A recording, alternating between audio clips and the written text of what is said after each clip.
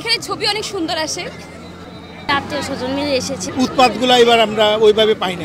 এটা আমার লাইফের ফার্স্ট, আমি খুব এক্সাইটেড। 2009 আসছিলাম বিয়ের পরে হানিমুনে, তাও এক রাতের জন্য। আর এখন ছেলে মেয়েদেরকে নিয়ে সেকেন্ড টাইম আসলাম।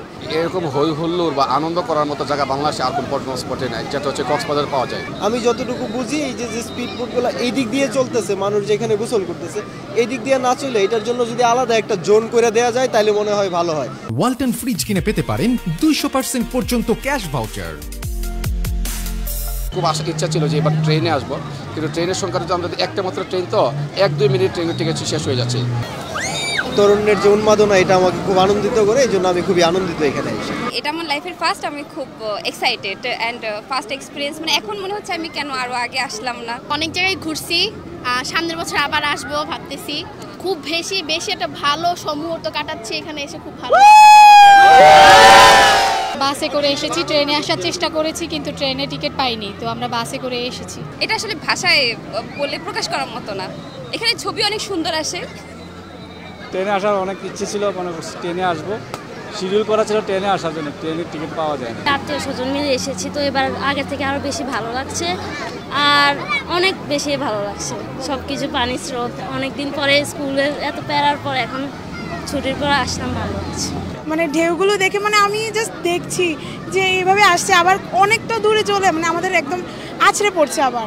আর বাংলাদেশ অনেকটা আপডেটেড হয়ে গেছে। আমি জাস্ট রোডগুলো দেখে অনেকটা আমার মানে বাইরের দেশের ফিল মনে হয়েছে। সকাল 8টা বাজে অনলাইনে মানে 7-8 জন মিলে মোবাইল নিয়ে বসে থাকতে হয়েছে টিকিট পাওয়ার জন্য, কারণ আমরা অনেকবার চেষ্টা করার পরও টিকিট পাই না, লাস্টে টিকিট পাইছি। আসলে আমি সাগর খুব পছন্দ করি, আর বাচ্চারাও সাগর দেখতে ভালোবাসে। ফার্স্ট টাইম এসেছি, স্মৃতি হিসেবে রাখার জন্য আমি এই ছবিটা এঁকেছিলাম। সো এখানে আমাদের ফ্যামিলির সবাই আছে। সমুদ্র আমাকে অনেক টানে, কিন্তু যান্ত্রিকতার কারণে, ব্যস্ততার কারণে আমরা আসতে পারি না। পর্যটক কম অবদার কারণে মানুষ একটু কম হচ্ছে, ব্যবসা একটু ভালো হচ্ছে না। পর্যটক এই টাইমে যতটুকু টাকার দরকার এতটুকু কোনো পর্যটক নেই। হ্যাঁ, মনে করেন তো এখন তো সিজন, এখন ভরপুর পর্যটক থাকার কথা, এখন অবরোধের কারণে তো মনে করেন কোনো পর্যটক কি আসতেছে না। তো যে 2-3 দিন ছুটি ছিল, এই ছুটিতেও ওনারা আমাদের পর্যটক লাখ প্রায় 1-2-2.5 লাখ পর্যটকের মধ্যে এসেছে।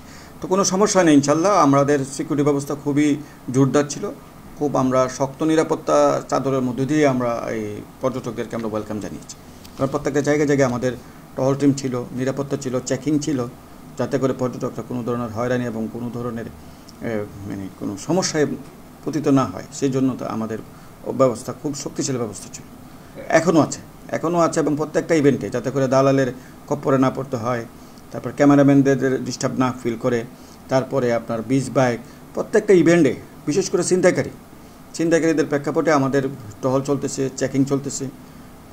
কোনো জায়গায় যেহেতু আমাদের পর্যটকরা যেন কোনো ধরনের বিড়ম্বনার শিকার না হইতে হয়, সেই জায়গাটা আমরা খুব শক্তভাবে আমরা কাজ করতেছি। কিন্তু টুকটাক তো অভিযোগ আসে, যাদের বিরুদ্ধে আসতেছে তাদেরকে আমরা ধরে নিয়ে আসতেছি, এই নাটক করতেছি, করে চালানো দিচ্ছি, তাদের বিরুদ্ধে আইনানুগ ব্যবস্থা নেওয়া হচ্ছে, তাদের আইনের এত অনা হচ্ছে। একেবারে যে টুকটাক পর্যটকদেরকে হয়রানি করছে না বিষয়টা তা না। যে মনে করেন একটা ছবি তুলে 5টা ছবির টাকা নিল, বা 5টা ছবি তুলে 10টা ছবির টাকা নিল, এগুলি আমাদের কানে আসার সাথে সাথে তাদের বিরুদ্ধে আমরা ব্যবস্থা নিচ্ছি। এবং বিচ বাইক যাতে করে তাদেরকে ডিস্টার্ব না করে, ওয়াটার বাইক ডিস্টার্ব না করে। তো আশা করতেছি ওই রকম কোনো ধরনের বড় কোনো অভিযোগ আমাদের কাছে আসেনি, এবং ছিনতাই সহ বা শহরের বা কোনো ধরনের বড় ধরনের কোনো অভিযোগ কোনো পর্যটকরা আমাদেরকে করেনি।